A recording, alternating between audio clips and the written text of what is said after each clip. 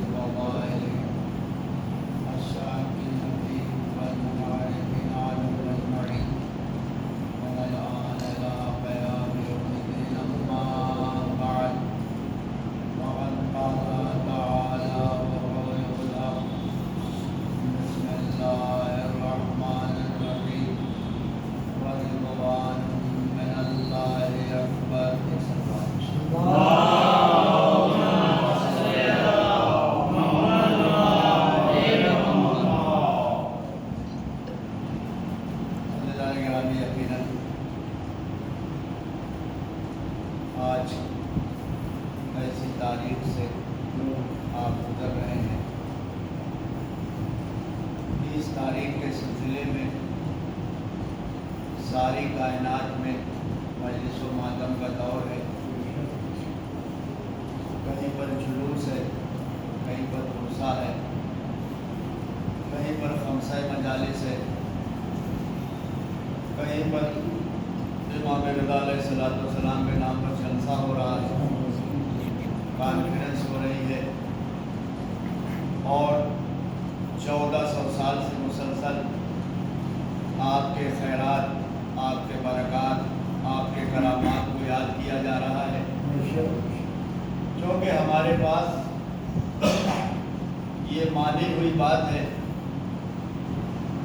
کہ بہت سی چیزیں جو ہمارے ہاں کتابوں میں لکھی چلی آ رہی تھی، جناب آدم سے رسول اللہ تک، ہمارے ائمہ معصومین نے اس کو مجسم دکھایا ہے، چلتا پھرتا دکھایا ہے.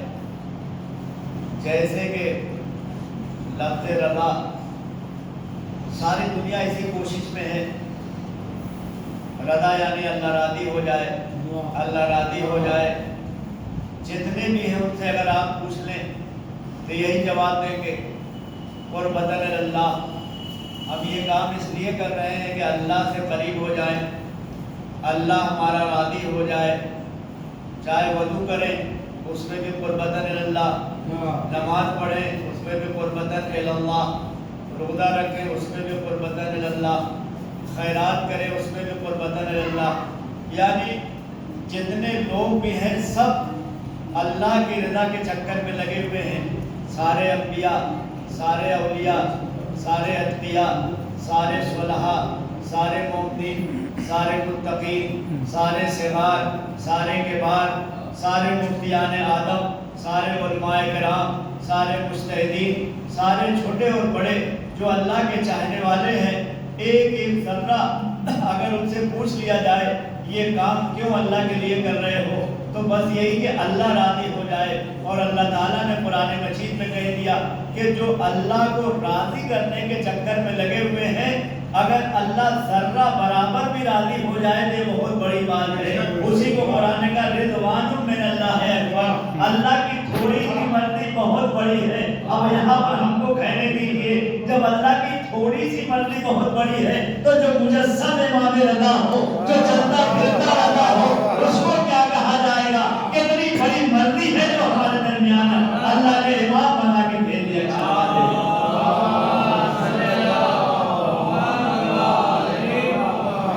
یقیناً یہ سارے الفاظ ایسے تھے جو صرف کتابوں میں لکھے ہوئے تھے. رضا کسے کہا جاتا ہے؟ سجاد کسے کہا جاتا ہے؟ تقی کسے کہا جاتا ہے؟ نقی کسے کہا جاتا ہے؟ اسلام کسے کہا جاتا ہے؟ ایمان کسے کہا جاتا ہے؟ لیکن ہمارے معصومین نے اس کو شباب بنا کر کے چلتا پھرتا دکھا دیا ہے. یعنی ابھی تک آدم سے لے کر کے خاتم تک ہم یہی سنتے چلے آئے کہ اللہ کی رضا، اللہ کی رضا، اللہ کی رضا. لیکن اللہ تعالیٰ نے اپنے مجسم رضا کو 3 جگہوں پر ظاہر کیا ہے، یا علی مرتضیٰ کے ذریعے سے، یا راضیہ فاطمہ کے ذریعے سے، یا علی رضا کے ذریعے سے. سلوات بھیجا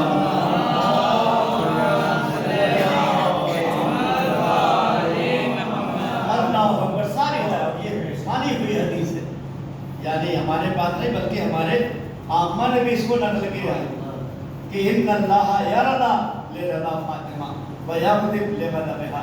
یقیناً اللہ راضی ہو جاتا ہے جناب شہزادی کے راضی ہو جانے سے، اور ناراض ہو جاتا ہے شہزادی کو نہیں کے ناراض ہو جانے سے. یہ ایسا مسئلہ تھا کہ ایک صاحب نے آ کر کے باقاعدہ امام سے سوال کر لیا، مولا یہ بتائیے، ایک معظمہ ہے، یقیناً ایک لوتی بیٹی ہے، سب کچھ ہے، لیکن یہ کیسے ہو سکتا ہے کہ ساری مرضی ان کے پاس آ گئی ہو؟ اگر فاطمہ راضی ہو جائے تو اللہ تعالیٰ خوش ہو جائے، اگر فاطمہ ناخوش ہو جائے تو اللہ تعالیٰ ناخوش ہو جائے. یہ کیسی بات ہوئی؟ اتنے لوگ ساری کائنات میں ہیں، آپ لوگوں نے ایک حدیث بھی پیش کی تو صرف بی بی سیدہ کے بارے میں، جناب فاطمہ کے بارے میں آپ نے ایک مثال دیا. کہا میں ایک مثال دیتا ہوں، اب ہم کو تم سمجھاؤ.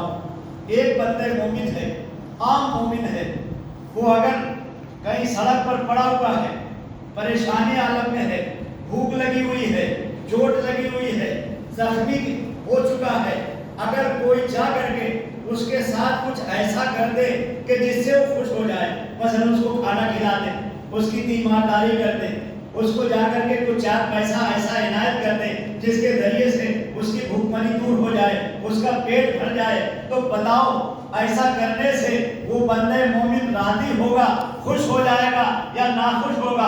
اس نے کہا مولا مانی ہوئی بات ہے کہ جب ہم اس کو جا کے 4 پیسہ دیں گے، جب اس کو ہم جا کر کے نوازیں گے، جب اس کو ہم جا کر کے عنایت کریں گے، پریشان آدمی ہے، مغروب ہے، حیران جو ہے بہت زیادہ پریشانی میں پڑا ہوا ہے، تو یقیناً جیسے ہی لقمہ کھلائیں گے، جیسے ہی کھانا کھلائیں گے، جیسے ہی اعانت کریں گے، جیسے اس کی مدد کریں گے، وہ راضی ہو جائے گا، وہ خوش ہو جائے گا. تو امام نے فرمایا کہ یہ بتاؤ، اگر یہ عام بندے مومن جو سڑک پر پڑا ہوا تھا اس کو تم نے راضی کر دیا تو تنہا وہ راضی ہوگا یا اس کی رضایت سے اللہ بھی راضی ہو جائے گا؟ کہا یہ مانی ہوئی بات ہے کہ ہم اسلام پر چل رہے ہیں، ہم شریعت پر چل رہے ہیں، جب اس کو راضی کریں گے تو اللہ بھی راضی ہو جائے گا. امام نے پھر پوچھا کہ ایسے عالم میں جب یہ پریشان تھا، اگر جا کر کے تم اس کو ایک تماچا لگا دو تو وہ بندے مومن ناراض ہوگا یا خوش ہوگا؟ کہا ناراض ہو جائے گا. کہا جب ناراض ہوگا تو یا وہی ناراض ہوگا یا اس کا خدا بھی ناراض ہوگا؟ کہا مانی ہوئی بات ہے کہ جب ایک مومن ناراض ہوگا تو اللہ بھی ناراض ہو جائے گا. امام نے فرمایا ایک عام مومن اگر راضی ہو جائے تو اللہ خوش ہو جاتا ہے، ناراض ہو جائے تو اللہ ناخوش ہو جاتا ہے. تو جس کے صدقے میں ساری کائنات ہے، اگر فاطمہ راضی ہو جائے تو اللہ راضی ہو جائے گا. فاطمہ ناخوش سلوات دینا.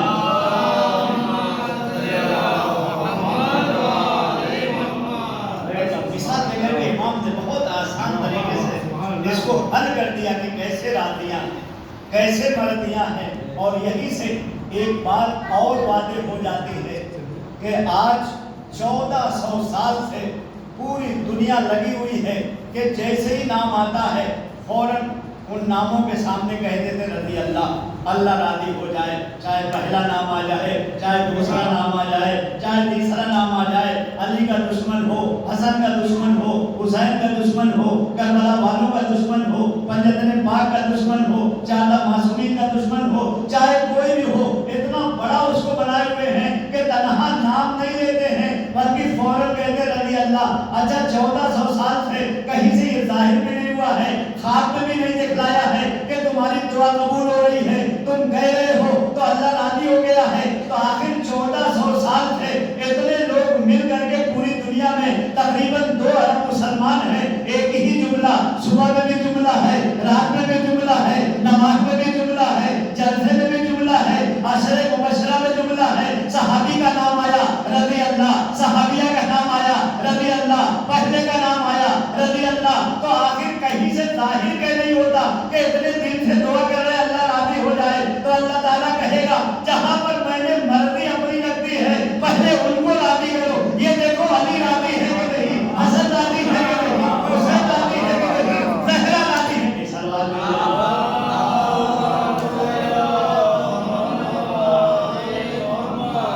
अपनी मर्जी हमने इनके पास रख जाओ। उलमाए किराम ने फरमाया भी कि यहाँ पर तो अल्लाह ताला कह रहा रिदवानुम मिनल्लाह, जो कि अल्लाह बैठे हुए हैं, यहाँ पर जो पेश लगा हुआ है उसका माना ये निकलेगा थोड़ी सी मर्जी।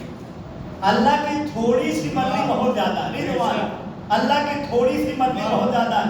अकबर कहा है, और ये थोड़ा सा अगर आप अंदाजा लगाना हो तो दूसरी आयत में अंदाजा लगाना कि दुनिया में इतनी नेमत अल्लाह ताला ने दिया है कि कुरान कहता है तउदु नेमत अल्लाह ला तुहसूहा।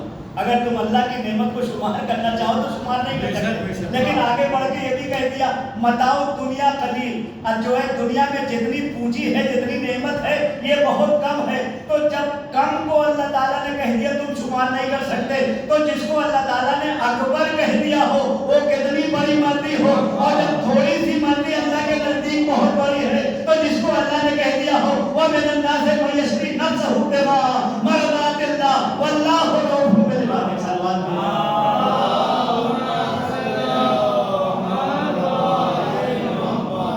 और यहाँ पर हमारे नहवी हैं, सरफी हैं, उलमाए किराम जिन्होंने 9 पर काम किया है, कहते हैं पूरी मर्जी अल्लाह ने दे दिया। मौला मिनन नास मन यशरी नफ्सहु बिमा मरदातिल्लाह, यानी सिर्फ मर्जी नहीं का मरदात कह दिया, जमा है।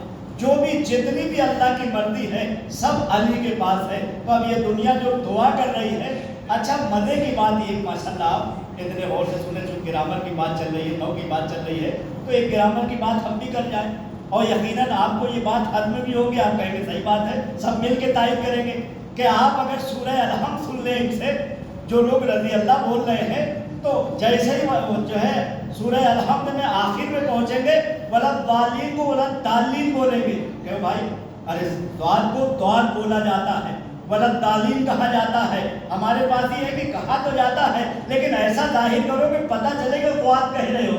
वला दालीन थोड़ा गाढ़ा होगा, लेकिन दालीन नहीं होगा। हमने कहा हर जगह पर तो आप कहते हो कि द्वार को दान पढ़ो, तो फिर रज़ी अल्लाह में रज़ी अल्लाह के रद्दी अल्लाह कहो कि अल्लाह ने रद्दी के टोकरे में डाल दिया है। तुम दुआ करते रहो, अल्लाह कबूल करने वाला है। वाह वाह वाह वाह वाह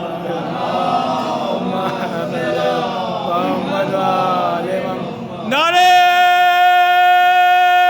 हैदरी हैदरी, नारे सलावत, वाह वाह वाह वाह। जिनकी बैसाखी में चल रहे हैं, जिन पर सारा दिन इनका ठहरा हुआ है, अगर ऐसे बोल जाए, ये मामला ऐसा है कि आपने देखा होगा कि बिल्ली अपने बच्चे को पकड़ती है, गर्दन से चाहे पकड़े लेकिन बहुत संभाल करके, और दूसरा बच्चा पकड़ती तो मर जाता है। ऐसे ही हर जगह पर तो ये कहते हैं कि जो है दुआ बोलना चाहिए, लेकिन अपना मामला है जहाँ तक रज़ी अल्लाह कहते, रज़ी अल्लाह नहीं कहते। सलवान पे जहाँ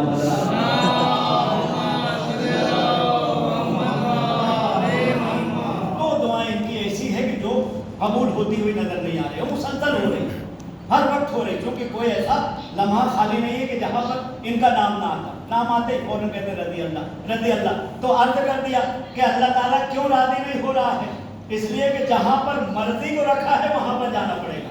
अल्लाह ने तय कर दिया है کہ تم کو اب ہماری مرضی لینا ہے تو یہ دیکھو علی راضی ہیں کہ نہیں، دیکھو کہ جناب زہرا راضی ہیں کہ نہیں، اور آگے بڑھ کر کے یہ دیکھو کہ علی رضا راضی ہے کہ نہیں۔ تو مرضی کو وہاں پر رکھا ہے۔ اب دنیا چاہے دور دور سے رہ کر کے کتنا ہی کہتے رہے کہ اللہ راضی ہو جا، اللہ راضی ہو جا، اس کے بعد ایک جو ہے مسلسل جو دعا ہو رہی ہے وہ قرآن مجید میں بھی ہے اور نماز میں بھی مسلسل پڑھی جاتی ہے۔ ہمارے پاس بھی وہ دعا ہے، ہم بھی پڑھتے ہیں، لیکن ہمارے پاس ترجمہ الگ ہے، ان کے پاس ترجمہ الگ ہے۔ کیا کہتے ہیں؟ ہم یہ کہتے ہیں اہدنا الصراط المستقیم، پروردگارا ہمیں سیدھے راستے پر قائم رکھ، لیکن ہمارے سامنے جو ہمارے مقابل میں ہے وہ ترجمہ کرتے ہیں کہ خدایا سیدھا راستہ دکھا دے۔ سلوات بھیجے آپ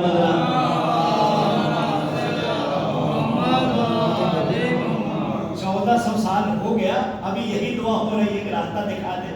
آخر کب راستہ دکھے گی؟ اس لیے دعا کی بھی تو حد ہوتی ہے کہ انسان دعا مانگ رہا ہے تو 1 مہینہ مانگ لے، 2 مہینہ مانگ لے، 3 مہینہ مانگ لے، ظاہر ہونا چاہیے، چاہے کتنی بڑا عابد ہو، تھک جاتا ہے، گھبرا جاتا ہے۔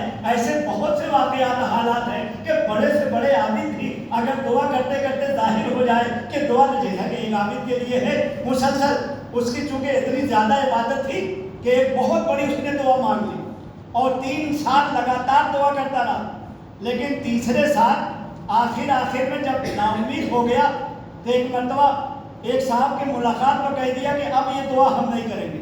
3 سال ہو گیا اللہ کی اتنی عبادت کر رہے ہیں، صبح سے لے کے شام تک اپنا گھر بھی چھوڑے ہوئے ہیں، جنگل میں بیٹھے ہوئے ہیں، اللہ کی اطاعت میں ہے، اللہ کی عبادت میں ہے، ایک ہی دعا ہے۔ کیا دعا کرتا تھا؟ ہر نماز کے بعد دعا کرتا تھا پروردگارا تیرا خلیل ہمارے زمانے میں ہے، ابراہیم کا دور چل رہا ہے، ان سے ملاقات کروا دے، چونکہ جناب ابراہیم گشت پر رہتے تھے، ادھر سے ادھر سفر کیا کرتے تھے۔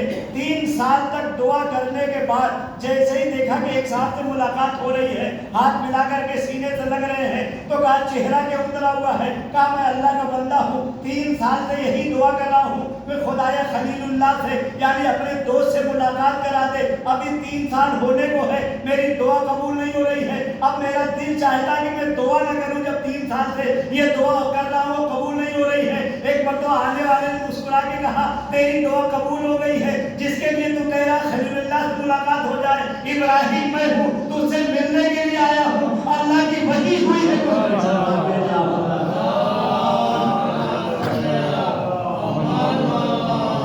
یعنی پتہ چلا کہ کتنی اہم دعا ہو، انسان 1 سال مانگتا ہے، 2 سال مانگتا ہے، 3 سال مانگتا ہے۔ اچھا یہ دعا بھی ایسی ہے کہ ہمارے پاس دعا میں کیا ہے کہ یقیناً ہم کہتے ہیں کہ پروردگارا ہم کو سیدھے راستے پر قائم رکھے، اس لیے کہ ہم کو راستہ مل چکا۔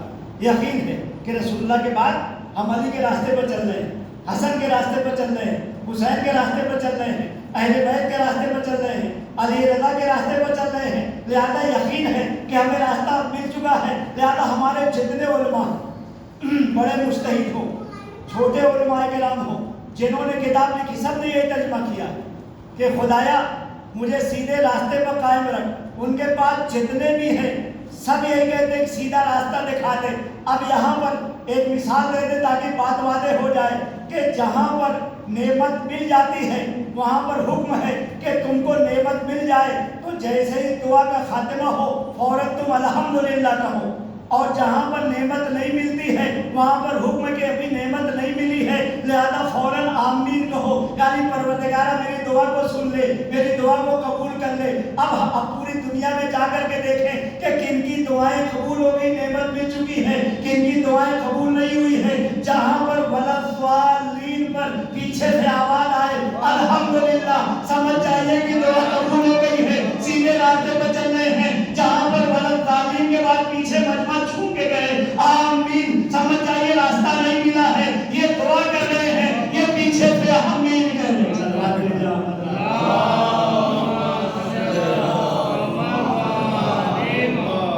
لہذا اللہ کی تھوڑی بھی مرضی مل جائے، رضوان من اللہ کی تھوڑی سی رضا مل جائے تو یہ بہت بڑی چیز ہے۔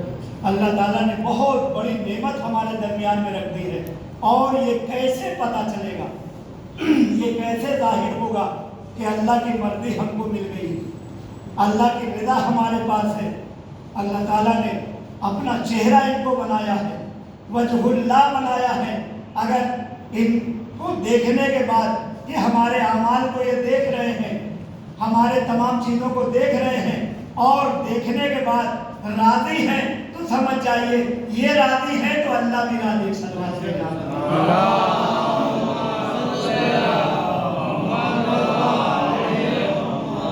یہ اگر راضی ہے تو اللہ تعالیٰ بھی راضی ہے۔ ایسا چہرہ بنایا ہے، ایسا نمائندہ بنایا ہے، ایسا وجہ اللہ بنایا ہے کہ درمیان میں ہم اپنے وسیلے کے ذریعے سے، اپنے امام کے ذریعے سے، اپنے معصومین کے ذریعے سے، بس آخر بیت میں یقیناً اتنا بڑا درجہ ملا ہوا ہے، اتنی زیادہ کرامت آپ کے پاس سے ظاہر ہوتی رہتی ہے کہ بہت واقعات حالات ہیں۔ الحمدللہ اس سے پہلے کی مجالس میں عرض کیا، آج بھی باتیں یاد ہو رہی، انشاءاللہ بعد کی مجلس میں بھی عرض کیا جائے گا کہ اتنا زیادہ امام سنتے ہیں، ایسے رؤوف ہیں، ایسے مہربان ہیں کہ آپ غور فرمائیں کیسے کیسے واقعات، کیسے کیسے حالات ہیں۔ ایک صاحب کے پاس پیسہ بہت زیادہ تھا، لہذا انہوں نے اپنے بچے کو بھیج دیا لندن پڑھانے کے لیے۔ جب وہاں سے پڑھائی کر کے بچہ آنے لگا تو انہوں نے سوال کیا کہ یہ بتاؤ کہ تم آ رہے ہو، پڑھائی ہو گئی ہے تو شادی بیاہ کا ارادہ ہے کہ نہیں؟ بیٹے نے کہا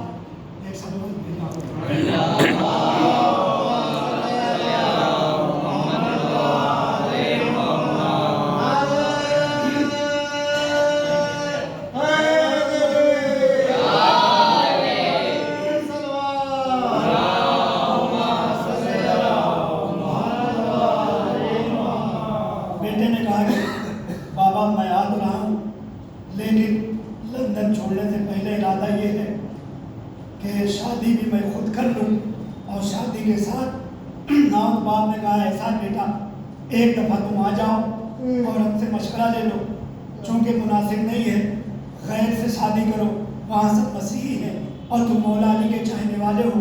بہرحال جب دیکھا کہ بیٹا نہیں مان رہا ہے، کسی طرح سے باپ نے راضی کیا کہ تم یہاں پر آ جاؤ، سوچا تھا کہ جیسے بیٹا آئے گا چل کر کے امام رضا سے دعا کریں گے، امام ہمارا رؤوف ہے، مہربان ہے، دلوں کے حالات کو جانتا ہے۔ بہرحال لے کر کے مشہد پہنچ گئے۔ مشہد پہنچنے کے بعد کسی طرح سے اپنا نام خادموں میں لکھایا، اور جب خادموں میں نام چونکہ بہت پیسے والا تھا، پہنچ بہت زیادہ تھی، لہذا ایسی خدمت میں آپ کا نام لکھایا گیا کہ جس میں صفائی ہوتی، باقاعدہ صفائی میں نام لکھا گیا۔ تو زری کے قریب صفائی میں موقع ملا، وہاں پر جو اور صفائی کر رہے تھے ان کے صفائی کے ذریعے سے چاروں کچھ سے ایک سلمان بھی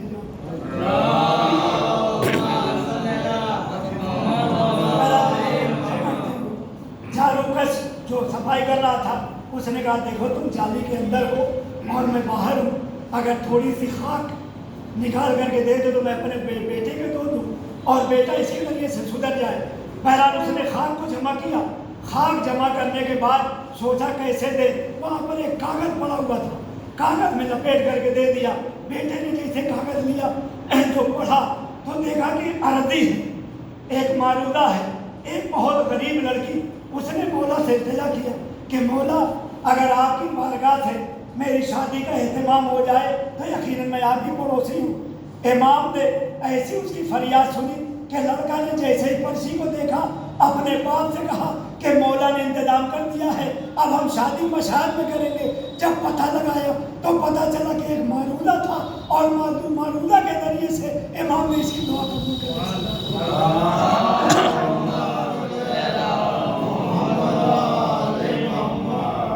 عزیز و ایسا ہمارا یقیناً جب شہادت کا وقت قریب آیا، امام جانے لگے، ابا سلط سے فرمایا کہ دیکھو میں جا تو رہا ہوں، لیکن اگر ابا کو میں سر کے اوپر رکھ لوں تو سمجھ جانا میری شہادت قریب ہے، مجھ سے بات نہ کرنا۔ امام گئے، مامون ملعون نے زہر دے دیا۔ ارے جیسے ہی زہر دینے کے بعد امام باہر نکلے، سر کو جھکائے ہوئے ہیں۔ ارے ابا سلط دیکھ رہے ہیں، امام نے اشارہ کیا کہ میرا بیٹا آئے گا۔ ارے دیکھو مجھے غسل نہ دینا، مجھے کفن نہ پہنانا، میری میت پر ایک چادر اٹھا دینا۔ میرا بیٹا 8 سال کا جوان مدینے سے آئے گا، میں کہوں گا امام جوان ارے آپ موجوداتی طور پر آئے، آپ نے غسل دیا، آپ نے کفن پہنایا۔ ہائے کربلا، سید